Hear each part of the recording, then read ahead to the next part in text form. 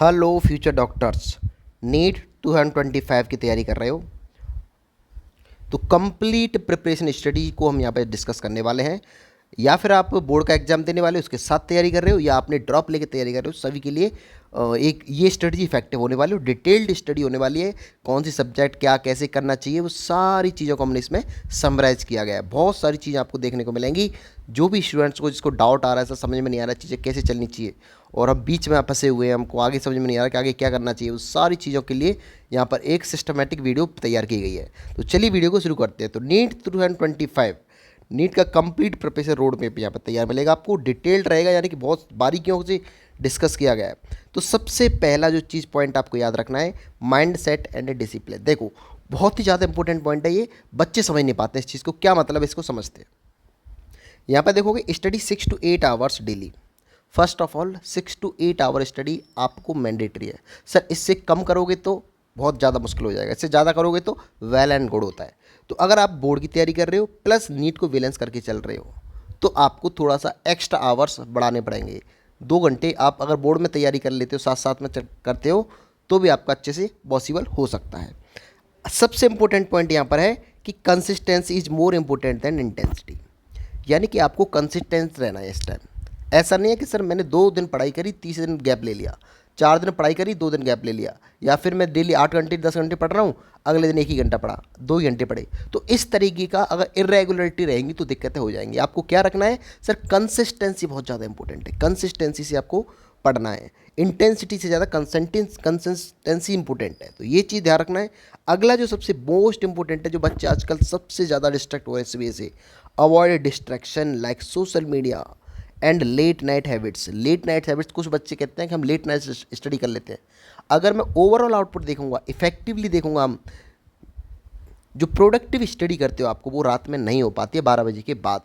बहुत सारे बच्चे अपने अंदर को जो डोपामिन है उसको हाई करने के लिए आप कहोगे कि हाँ कि मैंने लेट नाइट तक स्टडी करी थी, मैं कुछ बहुत अच्छा कर रहा हूँ। देखो साइंटिफिक वे जो कहता है वही है। एक ह्यूमन बीइंग को जो नीड होती है वो एक 6 to 7 आवर्स की नीड बहुत ज़्यादा मैंडेटरी है। आप 1 दिन 2 दिन आप कवर कर सकते हो, लेकिन रेगुलर वे में रहोगे कि मैं 2 घंटे 3 घंटे नींद लेके और अपनी नींद को पूरी कर लूँगा, तो ये पॉसिबल नहीं हो पाता है।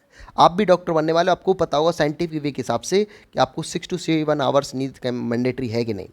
तो आप सबसे बेस्ट टाइम टेबल ये रहता है कि आप 12 बजे तक आराम से स्टडी कर लो, सुबह 6 बजे तक आराम से उठ जाइए, अपने डेली रूटीन को फॉलो करते हुए आगे बढ़िए। तो लेट नाइट हैबिट्स को छोड़ दीजिए, या चाहे आप लेट नाइट पढ़ रहे हो या कहीं कुछ और भी करने वाले हो। कुछ बहुत सारे बच्चे लेट नाइट तक पढ़ते रहते हैं, बहुत तरीके की चीज़ें करते रहते हैं। कुछ सोशल मीडिया को यूज़ कर रहे हैं, यूट्यूब पे वीडियो देखे चले जा रहे हैं, स्टडी की बड़ी वीडियो देखते चले जा रहे हैं।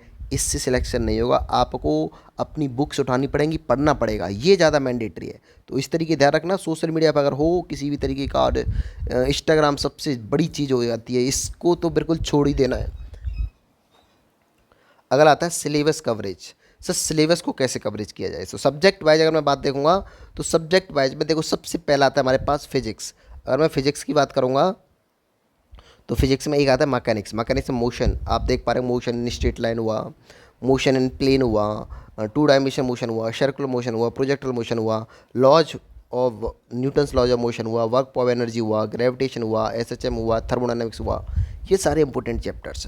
इलेक्ट्रोस्टैटिक्स में देख लो, इलेक्ट्रोस्टैटिक्स हुआ, करंट इलेक्ट्रिसिटी हुआ, मूविंग चार्ज मैग्नेटिज्म हुआ, ऑप्टिक्स हुआ, मॉडर्न फिजिक्स हुआ। ये सारे आपके पास मेजर टॉपिक्स हैं। तो इनसे सबसे ज़्यादा मेजॉरिटी रहती है। उसके बाद केमिस्ट्री में भी आप देख पा रहे होंगे, एनसीईआरटी बेस स्टडी करनी है आपको। अब आपको भी पता है बायोलॉजी और केमिस्ट्री में एनसीईआरटी बेस स्टडी ही होती है।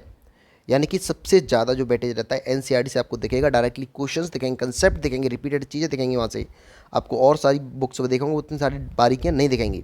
तो आपको ये याद रखना है कि फिजिकल में न्यूमेरिकल पर फोकस करना है। जैसे कि बोल कंसेप्ट में न्यूमेरिकल बनते हैं, थर्मोडायनेमिक्स में अच्छे अच्छे न्यूमेरिकल्स बनते हैं, इक्विलिब्रियम में देखोगे, आयनिक इक्विलिब्रियम, इनमें देखोगे तो बहुत अच्छे अच्छे न्यूमेरिकल बनते हैं। इनऑर्गेनिक में देखोगे एनसीईआरटी लाइन बाय लाइन करनी है।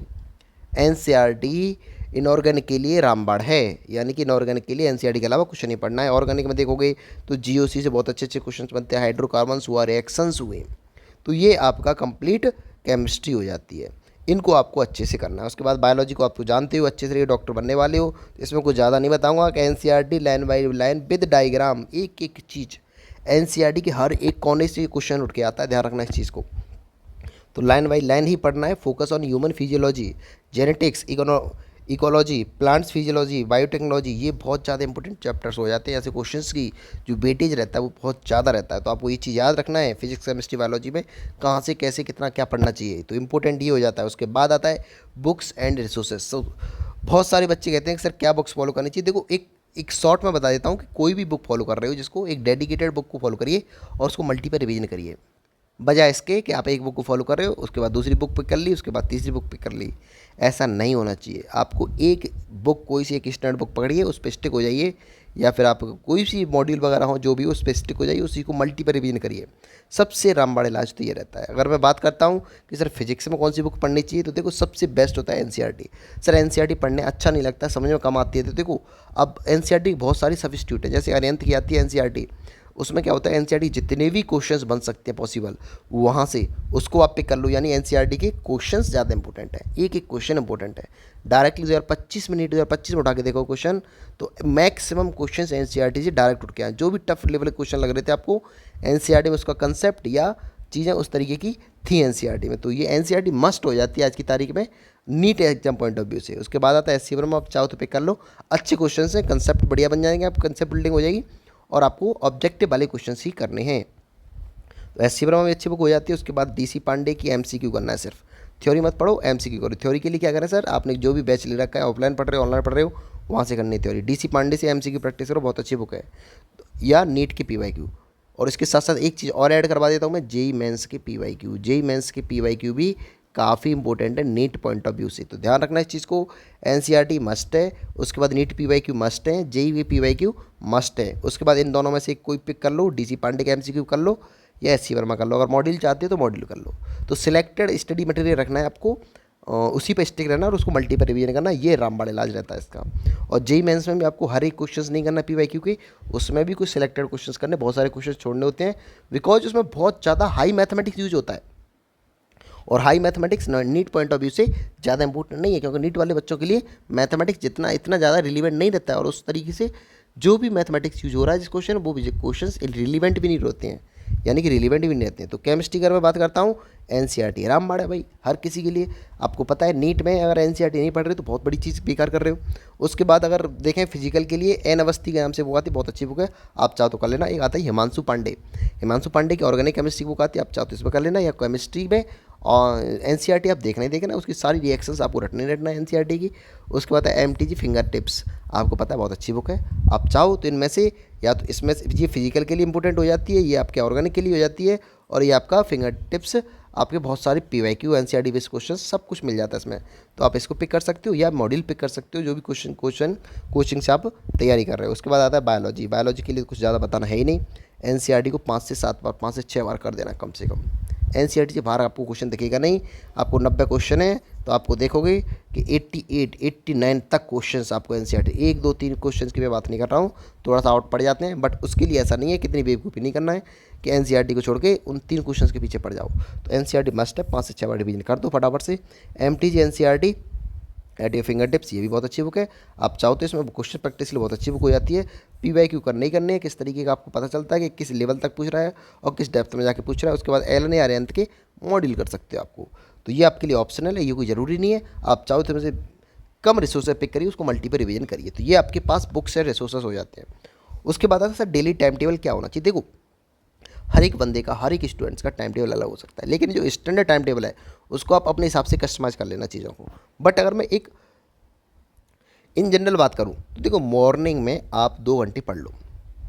अब मॉर्निंग में 2 घंटे आप निकाल सकते हो, या तो आप 6 बजे उठ जाते हो तो 7 बजे तक आप सारे काम करके 7 से 9 बजे तक 2 घंटे कर लीजिए। जो भी बच्चे ड्रॉप ले रहे हैं या ऑनलाइन बैच लेके घर पे स्टडी कर रहे हैं उनके लिए मैं बात बता रहा हूँ। और जो कोचिंग जाते हैं वो सुबह की शिफ्ट में कोचिंग जाते होंगे, इसी शेड्यूल को अपने हिसाब से कस्टमाइज़ कर लेना। जो शाम को कोचिंग जा रहा है वो सुबह के हिसाब से कस्टमाइज़ कर लेना। तो आपको ये चीज़ें अपने हिसाब से कस्टमाइज़ करनी पड़ेंगी। अगर मैं मॉर्निंग की बात करता हूँ, मॉर्निंग में अगर आप 2 घंटे पढ़ लेते हो और उसमें करना क्या है, सिर्फ और सिर्फ बायोलॉजी पढ़नी है एनसीईआरटी से, और उसके नोट्स बनाने हैं और कुछ प्रैक्टिस करनी है। एनसीईआरटी आपको पढ़नी है और बायोलॉजी मॉर्निंग में सबसे ज़्यादा इंपॉर्टेंट है, बायोलॉजी पढ़ना है। उसके बाद लेट मॉर्निंग में यानी कि 11-12 बजे के आसपास, अगर तुम शाम को कोचिंग जा रहे हो, ऑफलाइन पढ़ रहे हो, सॉरी ऑनलाइन पढ़ रहे हो घर पे ही, तो लेट नाइट मतलब 11-12 बजे के आसपास आप चाहो तो केमिस्ट्री की थ्योरी को पिक कर लो। केमिस्ट्री में जो भी थ्योरी है उसको अच्छे से पिक करिए। जो भी चैप्टर है आपको जो वीक है रिवीजन करना है या थ्योरी नेक्स्ट चैप्टर की थ्योरी पढ़नी है, तो आप 1.5 घंटे में ये थ्योरी कंप्लीट कर दीजिए केमिस्ट्री की, या ऑर्गेनिक हो, इनऑर्गेनिक हो, फिजिकल हो। आप चाहो तो डिवाइड कर सकते हो आधा आधा घंटे तीनों को, ऑर्गेनिक, इनऑर्गेनिक और फिजिकल को। थ्योरी कंप्लीट करनी है आपको, अच्छे से करनी है और एक एक कंसेप्ट आपको अपने माइंड में सेट करना है। उसके बाद आता है आफ्टरनून, यानी कि 1-2 बजे के आसपास। तो उसके बाद आपको क्या करना है, फिजिक्स के न्यूमेरिकल्स करने हैं और PYQs करने हैं। फिजिक्स के PYQ और न्यूमेरिकल्स स्टार्ट कर देने आपको थ्योरी पढ़ने के बाद। इवनिंग में शाम को 5-6 बजे के आसपास एक कोई सा 1 घंटा निकालना है आपको, और उसमें बायोलॉजी के जो डायग्राम बनते हैं NCERT बेस्ड होते हैं उसको, और उसके बेस्ड MCQs बनते हैं उसको, बहुत इंपॉर्टेंट है, इसको करना है। उसके बाद आता है नाइट को, 1.5 घंटे नाइट को क्या करना है आपको, खाना खाने के बाद आधा 1 घंटे टहलने के बाद आपको केमिस्ट्री के न्यूमेरिकल करने हैं। यहाँ पर थ्योरी पढ़ी थी, यहाँ पर केमिस्ट्री के न्यूमेरिकल और रिवीजन करने हैं। 1.5 घंटे ये कर लोगे। और सोने से पहले आपको क्या करना है, रिवाइज बायोलॉजी लाइन और फैक्ट्स 15-20 मिनट आपको ये देखना है। एक क्विक रिवीजन होना चाहिए बायोलॉजी का, क्योंकि बायोलॉजी बहुत ज़्यादा इंपॉर्टेंट है। और इस तरीके से आपको स्ट्रेटजी बना लेनी चाहिए। कम से कम 2 घंटे फिजिक्स आपको पढ़नी चाहिए पर डे। और अगर मॉर्निंग में बात करता हूँ ये बायोलॉजी को देखोगे तो आपके पास बायोलॉजी क्या क्या हो गया, 1 घंटा ये हो गया, 2 घंटे हो गए, 3 घंटे बायोलॉजी के लिए हो गए, 2 घंटे फिजिक्स के लिए हो गए, और 1.5 घंटे केमिस्ट्री के लिए हो गए, 3 घंटे। तो इस तरीके से आपको देखूंगा ये कस्टमाइज टाइम बना दिया। सर ये 2 घंटे फिजिक्स के लिए क्यों दिए हैं, कि देखो 2 घंटे में आप चाहो तो बहुत कुछ कर सकते हो। केमिस्ट्री ज़्यादा इंपॉर्टेंट है, वेटेज क्वेश्चंस भी, मतलब सॉरी जो मार्क्स होता है वो आसानी से ला सकते हैं केमिस्ट्री और बायोलॉजी में। फिजिक्स में थोड़े अनसर्टेन चीज़ ज़्यादा रहती हैं, तो आपको उस हिसाब से पढ़ाई करनी है। तो ये आपका डेली टाइम टेबल होना चाहिए, आपको 8 आवर्स आपको स्टडी टाइम देना ही चाहिए। अगर मंथ वाइज में रोड में बना देता हूँ तो देखो फेज़ फर्स्ट, फेज़ सेकंड और फेज़ 3, 3 फेज में बना लीजिए आपको, 3 month, 3 month and 3 to 4 month.